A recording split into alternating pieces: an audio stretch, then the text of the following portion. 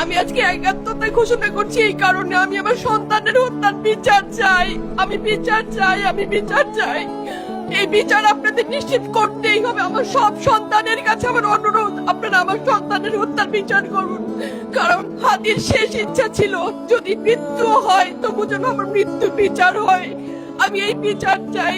ইনসাফের বাংলাদেশ চাইলে যদি মৃত্যুবরণ করতে হয়, আর কত রক্ত দিবে আমাদের সন্তানেরা?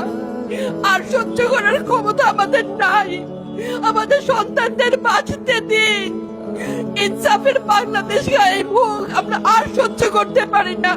প্রশাসনের কাছে, সবার কাছে একটাই মাত্র অনুরোধ, আমাদের বাচ্চাদের বাঁচতে দিন, আমাদের ইনসাফের বাংলাদেশ দিন।